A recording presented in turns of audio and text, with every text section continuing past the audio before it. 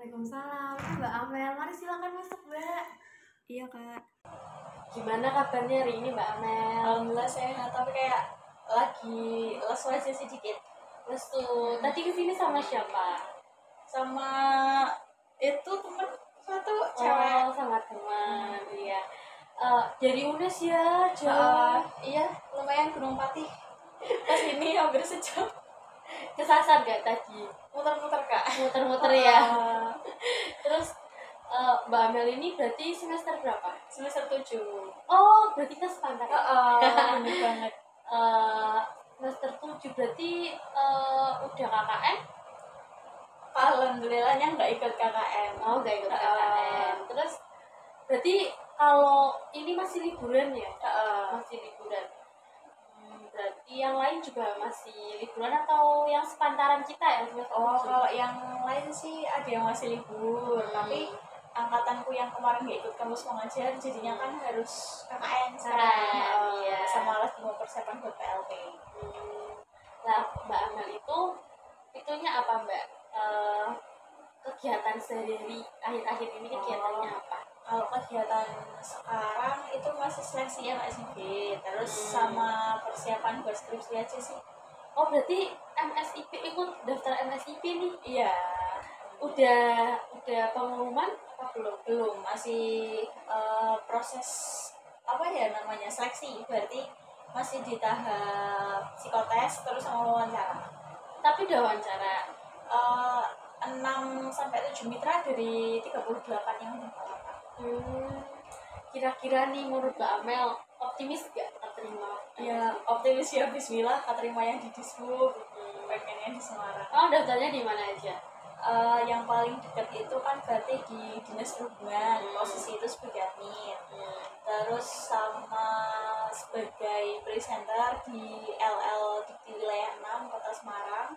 Terus sebagai reporter di LL juga. Kalau yang agak jauh itu di Jogja, bagian apa ya, intinya kayak human research, tapi yang kita ke guru, nanti ngelatih ke guru-guru yang ngelatih anak-anak yang penerima beasiswa lagi gitu. Banyak juga ya yang di daftar Mbak Amel Lumayan. Nah, Mbak Amel ini berarti semester 7 berarti udah nggak ada mata kuliah atau gimana? Nggak ada sama sekali, udah tinggal apa ya, berarti skripsi toh ini nama SKS. Enak banget, gak ada mata kuliah, tinggal skripsi. Alhamdulillah. Berarti nanti kalau diterima MSIP sambil nyambi skripsi nah? Bener banget. Kenapa nggak ambil MSIP di Pekalongan gitu? Pekalongan kemarin itu ada mitranya 1, tapi cuma Telkom. Nah, kalau misal Telkom itu aku kan dari prodi PPKN ya, nggak masuk sama apa ya, nggak sama background pendidikanku, jadi nggak di ACC jurusan. Jadi kemarin di ACC-nya itu intinya kalau yang ke arah mungkin berbicara atau yang mungkin masih ada kepengawasan yang ada kaitannya dengan pendidikan itu nggak apa-apa. Tapi kalau misal jauh kayak yang kata anak teknik itu nggak boleh. Nggak boleh dari UNES-nya. Berarti harus sesuai sama prodi juga ya, Mbak ya. Lah, kan semester 7 kan udah semester tua nih, Mbak. Mbak Amel masih semangat ikut MSIP. Terus bagi waktu sama skripsinya gimana nanti? Kalau nantinya sih, kalau sekarang masih takut dulu, jadi target di awal kan kalau sebelum MSIP nanti kan pengumuman itu kan tanggal 4 atau tanggal 8 bulan depan September. Jadi nanti selama bulan Agustus sampai dengan awal September itu udah tak targetin biar bab 3 itu selesai. Jadi nanti ketika pada saat aku MSIB izinnya itu izin paling ya sekali aja ke sekolah, nggak punya izin. Jadi lebih fokus ke MSIB-nya, dan ketika pas skripsian ya udah tinggal ambil data di lapangan sebentar, nanti sambil MSIB kan bisa di kantor kan sambil ngerjain gitu. Nah, dari tadi kan Mbak Amel udah cerita nih mengenai kegiatannya apa aja, lagi diskon apa aja gitu ya, Mbak. Nah, kira-kira nih Mbak Amel kesini pasti ada sesuatu nih, kira-kira ada apa sih? kayak ada unek-uneknya pengen dibicarain sih, tapi juga bingung gimana cara ngeluapinnya gitu loh. Oh, jadi bingung mau ceritain dari mana gitu. Nah, sebelumnya Mbak Amel nih udah pernah konseling belum? Kalau dengar kata konselingnya pernah ya, zaman SMA kan ada bimbingan dan konseling ya, tapi kalau makna sama konseling itu apa, aku juga nggak terlalu paham sih itu apa sih. Jadi konseling itu pemberian bantuan gitu loh, Mbak, dari konselor. Nah, konselornya itu saya. Nah, konselingnya itu yang sedang bermasalah gitu lagi, yang sedang punya masalah. Konselingnya itu yang cerita. Nah, kita sama-sama menyelesaikan permasalahan itu sama-sama gitu, mencari jalan keluarnya bareng-bareng jadi gitu, Mbak. Nah, di konseling juga itu ada asas-asas, ada asas keterbukaan. Jadi nanti saya harap tuh Mbak Amel bisa cerita secara terbuka permasalahannya apa aja yang lagi dihadapi, jangan ada yang ditutup-tutupi ya, Mbak. Terus ada asas kesukarelaan. Tadi Mbak Amel kesini udah jauh-jauh dari UNES kesini sama temennya, itu termasuk kesukarelaan banget kalau Mbak Amel mau nyelesain masalahnya gitu loh. Yang terakhir itu ada asas kerahasiaan. Jadi nanti segala sesuatu yang Mbak Amel ceritain ke saya itu insya Allah aman. Maksudnya itu nggak saya bocor-bocorin, nggak saya ceritain ke siapa-siapa gitu, Mbak. Nah, konseling ini kita batasi 30 menit ya, Mbak. Jadi nanti 30 menit kita manfaatin gitu secara maksimal. Terus kalau misal pertemuan pertama kita kali ini itu belum memecahkan masalahnya Mbak Amel, nanti kita bisa kayak calling-calling lagi buat ketemu selanjutnya. Kita atur jadwal gitu ya, Mbak. Boleh, boleh, boleh. Nah, kira-kira nih apa sih yang sedang mengganggu Mbak Amel akhir-akhir ini? Lebih kayak apa ya, kesulitan sama malas belajar sih, nggak tahu kayak berat aja gitu kalau misal ngerjain skripsi. Skripsi kan emang bebannya apa ya, nggak yang kayak kuliah awal-awal mungkin 20 SKS, 22 SKS kan. Kalau skripsi kan lebih ringan kan, 6 SKS tau. Tapi rasanya kayak buat ngerjain udah skripsi itu sendirian, terus apa ya, ketemu dosen kan ibaratnya kita yang harus ngejar-ngejar dosennya kan, nggak mungkin tiba-tiba dosen yang malah ngajar kita mbak mau bimbingan kapan gitu kan. Jadi benar-benar kayak kurangan motivasi buat itu gitulah, buat ayo ayo ayo gitu loh, nggak bisa. Terus sama bawaan nih kalau kan harus banyak baca, jadi kayak kalau lihat buku tuh cepet ngantuk. Itu sih masalahnya, jenuh gitu ya, Mbak ya. Berarti Mbak Mel itu kalau belajar jenuh akhir-akhir ini. Nah, sebelumnya?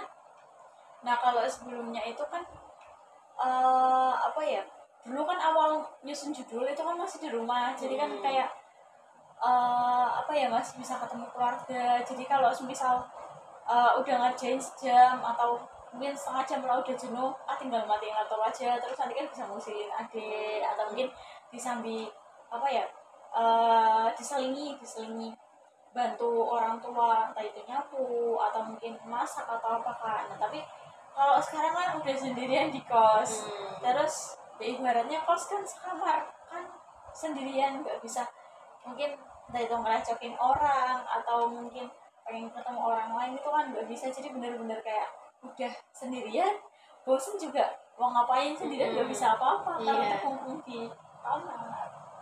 Kayaknya Mbak Amel juga rasa bosen ya sendiri. Kalau di rumah kan ada yang direcokin gitu ya. Bener banget soalnya. Nah, kira-kira nih apa sih yang Mbak Amel inginkan gitu? Iya, jadi saya itu kan kesini ya Kak, pengen biar kayak dulu awal mau lagi gitu loh.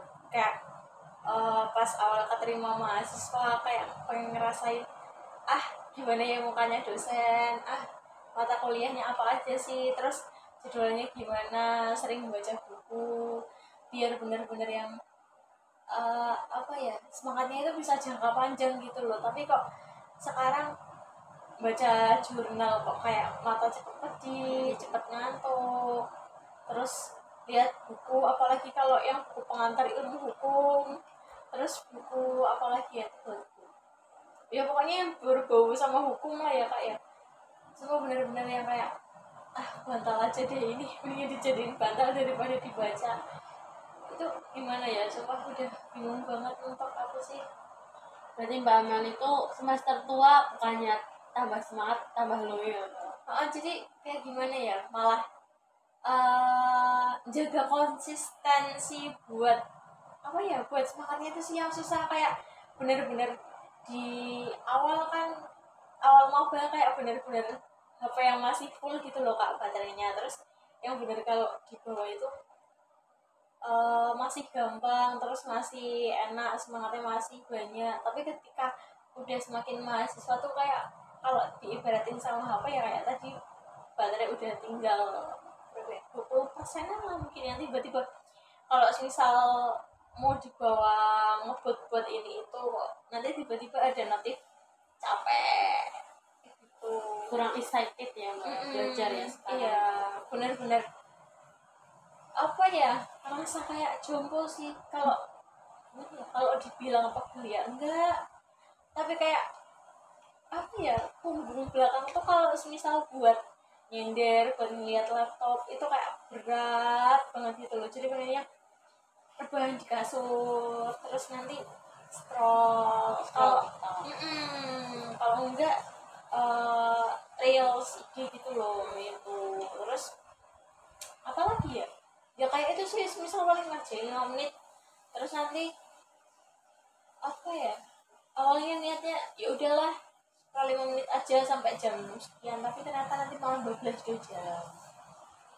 Terus apa ya, itu tadi kayak susah banget lah intinya.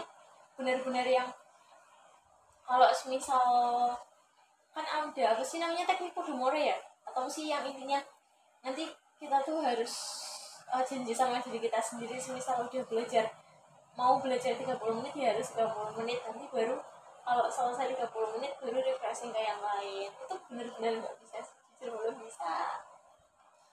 Nah, tapi kalau masih semester baru itu masih semangat, masih excited gitu Mbak Amel? Masih excited banget, bener-bener yang buat ikut kegiatan, ikut penelitian, ikut pengajian itu masih ayo-ayo aja. Tapi kalau sekarang malah harus nunggu dijawab dosen sih, harus bener-bener nunggu dosennya ayo mbak ikut ini atau apa ya, yang bener-bener kayak nunggu ada job baru mau gerak gitu loh. Nggak yang kayak dulu buat inisiatif ini itu terus pengen kepo apa ada event ini ya pengen ikut gitu. Tapi kan nggak selamanya dosen ngajak kita gitu Mbak. Bener banget. Kalau ya kalau di apalagi kuliah ya kan harusnya kita yang ngajar dosen kan, bukan dosen yang kayak ngajarin ini itu kan gitu. Kan nggak apa ya, kita kan juga mahasiswa biasa kan, bukan yang kayak mahasiswa yang terkenal terus dikenal sama dosen A B C D E F G H kok diajarin ini itu. Tapi ya itulah benar-benar susah, gimana ya buat maunya lagi.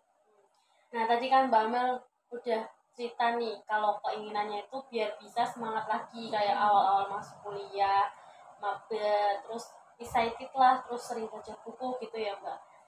Apa sih yang udah Mbak Amel lakuin, usaha apa gitu yang udah Mbak Amel lakuin biar bisa semangat lagi?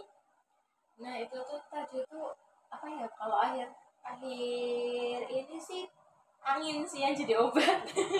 Bukan agak-agak gimana ya, tapi apa ya, jadi kalau misal capek mungkin yang ngerjain paling tahan 10-15 menit 20 menit lah.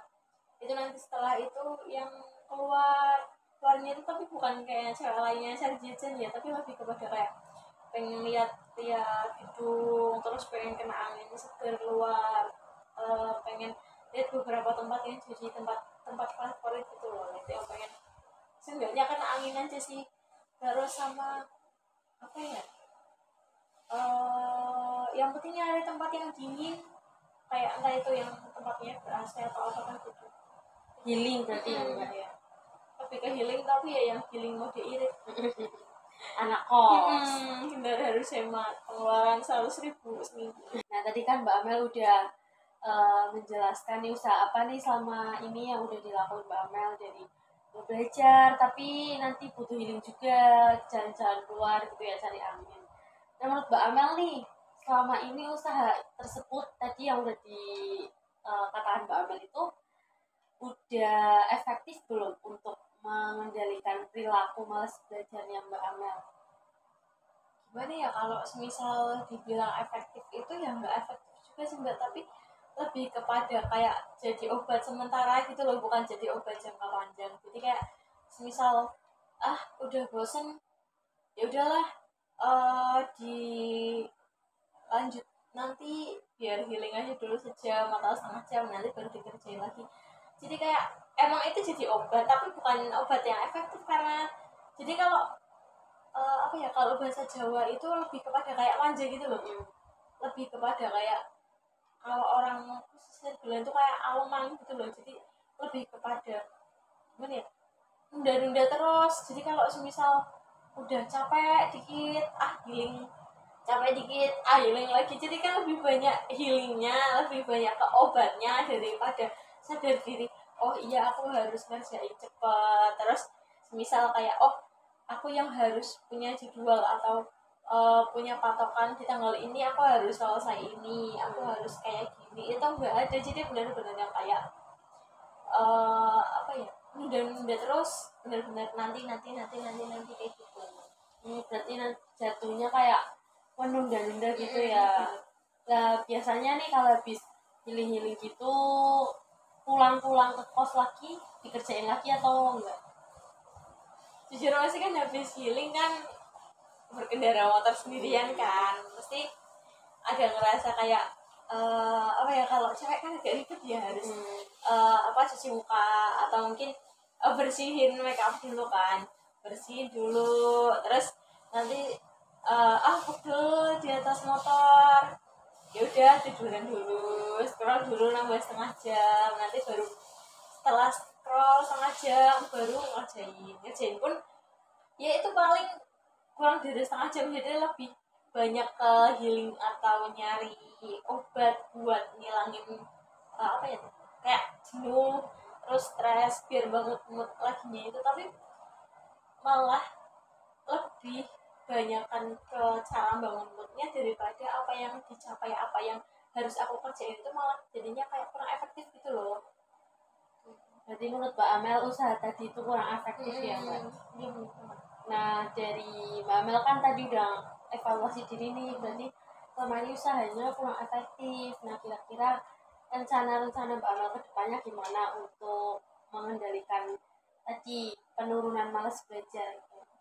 Nah itu dia sih yang aku masih pikirin juga sampai sekarang. Cara apa ya, soalnya aku kan bukan tipikal orang yang suka belajar atau baca buku yang benar-benar kayak bentuk fisik buku gitu loh. Jadi apa ya, sementara masih kayak nyoba nyari-nyari buku-buku yang auditori, jadi yang bisa didengerin aja. Kalau misal kayak males baca atau males scroll, ya didengarin sambil tiduran kan bisa kan, yang penting bisa masuk. Terus atau intinya nanti bisa diselingi dengan kegiatan lain itu bisa. Tapi itu satu kesulitannya itu jarang ada buku yang auditori yang ibaratnya sesuai dengan apa yang jadi yang bisa jadi rujukan atau kayak referensi buat topik skripsiku. Terus di UNES atau di beberapa perpus juga masih kurang banget buku tentang inklusif, buku tentang disabilitas. Jadi kebanyakan paling ya masih tentang ilmu-ilmu murni dan yang lain-lain. Jadi di satu sisi emang aku nih yang males, tapi di satu sisi yang lain udah ada apa ya, usaha buat nyari bukunya pun, tapi udah ke berbagai tempat bukunya masih kurang. Jadi kayak apa ya, emang akunya yang males ya, terus yang jadi kendala juga ya tadi secara sarana dan prasarananya buat ngerjain cepat itu agak susah gitu loh, nggak ada. Jadi benar-benar harus apa ya, bisa tahan lama, nahan diri supaya bisa lama, bisa kuat untuk nyari referensi yang ibaratnya apa ya, kalau misal di perpus UNES kalau nggak ada, ya udah nyari ke perpus yang lain gitu loh. Jadi benar-benar caranya sementara itu. Terus untuk yang lainnya lagi nyoba pengen nyari-nyari lagu-lagu yang bisa naikin mood yang ambis gitu loh kan. Kayak apa sih beberapa lagu Taylor Swift yang nadanya upbeat, terus kayak lagu apa ya, apa sih itu deh, Coldplay kan. Ini tuh kayak moodnya tuh bener-bener yang kayak ngejek semangat, yang bener-bener pengen ayo cepet gerak gitu loh. Jadi sementara itu ya yang pertama ya tadi aku pengen cobain buat jangka panjang, siapa tahu bisa sesuai ya dengan diri aku sendiri. Itu kan berarti ininya lebih pada gimana sih cara biar mengamut dengan diriku sendiri yang sambil healing tapi juga sambil nyari referensi. Terus yang kedua juga nyari lagu-lagu yang jadinya upbeat biar akunya bisa bangun biar ngantuk-ngantukan lagi gitu sih. Berarti Mbak Amel tuh skripsinya tadi bahas tentang disabilitas inklusi gitu ya? Implementasi nilai keadilan sosial pada sekolah inklusi di Kota Semarang. Nah, lalu tadi Mbak Amel sempat bilang kalau nyari buku yang auditori, berarti gaya belajarnya Mbak Amel udah tahu apa? Iya, itu auditori. Soalnya kalau semisal yang tadi aku bilang ya, jadi kalau gimana ya, buat baca buku yang benar-benar lihat fisik buku, kadang secara apa ya, secara bahasa yang dituliskan penulis kadang malah multi persepsi, atau mungkin emang aku yang pemahamannya kurang ya, jadi kadang memahami antar kalimatnya itu susah gitu loh. Nah terus kalau misal lihat video juga mata kadang pedih gitu loh, cepet yang pedes, nggak yang tahan bisa berjam-jam. Tapi kalau misal auditori itu jadi kayak enak gitu loh, misal bisa di oke, nanti sambil bisa nulis atau mungkin bisa buat tiduran. Ya udah yang penting ada yang ngomong gitu loh, bisa ditangkap. Dan emang aku merasa kalau ada orang yang ngomong itu aku lebih cepet paham sih daripada yang kayak baca atau nonton film gitu kan. Kadang kalau misal nonton film ada istilah-istilah yang susah ya itu, jadi kayak ngerasanya berarti emang aku harus nyari yang auditori sih. Tapi ya itu tadi kendalanya, gua auditor itu nggak banyak. Terus apa ya, aplikasi yang buat auditori kayak semisal Google apa sih namanya, bisa buat kayak Google-nya bisa baca sendiri, itu juga kadang Google-nya malah ngejenya asal-asalan. Itu malah jadi gitu ya. sulit sendiri. Kan Mbak Amel udah cerita kalau rencana selanjutnya itu kayak mau lebih mencari lagi buku-buku mengenai auditori. Terus media-media auditori itu di perpustakaan gitu kan ya Mbak. Terus lebih ke healing tapi mengembalikan moodnya gitu kan. Terus apa yang terakhir itu tadi nyari lagu kan, biar nambah semangat belajar gitu. Nah berarti Mbak Amel itu udah punya rencana gitu ke depannya mau gimana, udah ada pandangan gitu kan ya Mbak. Terus berarti Mbak Amel itu juga udah paham nih kalau Mbak Amel itu kelebihannya ini auditori belajarnya. Nanti Mbak Amel bisa cari-cari lebih dalam lagi mengenai auditori tersebut. Bisa dilaksanakan tuh Mbak tadi apa ya, planningnya secepatnya biar bisa jadilah, maksudnya bisa konsisten gitu ya Mbak Amel itu harus komitmen. Habis setelah ini tadi kan udah bahas planningnya banyak tuh, tadi ada 3 kalau nggak salah. Nah itu setelah ini harus dijalankan biar komitmen, biar lancar lagi skripsinya, biar nambah semangat gitu Mbak. Sebenarnya tuh Mbak Amel tuh bisa, tapi kayak mungkin belum ada niatnya gitu. Udah ada rencana tapi belum dilaksanain gitu, kurang. Iya, belum dilaksanain ya. Nah ini tadi kan perjanjiannya kita 30 menit ya Mbak, kayaknya udah hampir selesai nih. Nah dari Mbak Amel sendiri nih, kira-kira apa sih kesimpulan pada pertemuan kita kali ini? Di satu sisi kayak aku ngerasa jadinya ada teman bicara gitu loh. Soalnya kan kalau misal cewek juga kan dapat jatah katanya banyak ya. Kalau misal nggak ada teman ngomong seharian, jadinya yang jenuh atau mungkin bosen, sensian gitu. Dengan sesi konseling ini aku ngerasa jadi lebih enak sih. Jadi bener-bener apa yang aku rasain, apa yang aku pendem, aku jadi plong, ada teman sharingnya gitu. Terus karena tadi aku udah punya beberapa cara, tapi aku ngerasa juga aku agak ragu gitu loh. Tapi karena dengan bantuan dari Mbak Rizka udah ngarahin aku gimana baiknya yang tadi udah Mbak Rizka jelasin, terus udah ngasih motivasi dan juga apa ya pengarahan yang lebih jelas, itu juga jadi bentuk validasi ke aku sih. Jadi kalau misal aku dengan cara itu tuh aku bisa buat bangkit lagi, tinggal gimana actionnya dari akunya sendiri kayak gitu. Enggak yang kayak tadi udah ada cara yang pertama terus aku ngerasa kurang efektif, ya memang kan berarti jadi kesalahanku sendiri gitu loh. Secara action emang diriku yang nunda-nunda gitu. Jadi aku lebih yakin dan pasti aja sih karena dapat konseling dan juga maksudnya dapat pengarahan jadi jadi lebih yakin. Nah, kalau tadi kan kesimpulan, sekarang aku mau tanya nih, gimana sih perasaannya setelah mengikuti konseling kali ini gitu? Jujur satu lebih plong, yang lebih enakan lah ya, maksudnya kayak ada teman cerita, bisa maksudnya intinya kayak jadi ada bahan pelampiasan gitu loh. Karena resah terus ada kayak beban pikiran gitu, jadi bisa keluar semua. Terus sama selanjutnya jadi dapat perasaan yang lebih pede sama lebih yakin kalau aku tuh bisa, tinggal gimana niatnya aku aja kayak gitu. Jadi kalau di kos sendirian ya, Mm-mm. jadi kurang ada teman cerita gitu ya. Kalau ngomong sama diri sendiri di depan kaca Mbak. Ngomong ketemu temennya berarti kalau kuliah doang. Jarang. Sedangkan temanku yang di sini kan ya masih yang mereka yang jadi aktivis ya, jadi kebanyakan masih yang rapat terus buat persiapan PKKMB juga kan. Jadi yang benar-benar di sini murni buat yang kayak skripsi dan yang lain-lain itu cuma aku sama temanku, cuma 2 orang. Nah, sedangkan temanku yang satu ini yaitu kan beda pembimbing dan juga beda judul, jadi benar-benar yang harus mulai dari sekarang harus sering ke sekolah. Sedangkan kalau aku tipikal dosenku itu harus nyelesain sampai dengan bab 3 dulu, harus benar-benar selesai secara baik. Sedangkan apa ya, jadi kayak ngerasa aku benar-benar gak ada teman yang buat barengan gitu loh. Ada teman satu yang ikutan skripsi tapi dia yang bisa ke sekolah ketemu sama siswa dan yang lain-lain, sedangkan aku ketemunya cuma dosen dengan durasi paling 30 menit, setelah itu berarti 23 jam setengah aku sendirian lagi. Sepi ya Mbak ya? Apalagi masih liburan ya ini ya. Itu dia, Jadi belum pada ke Semarang, ada yang lagi KKN juga ya.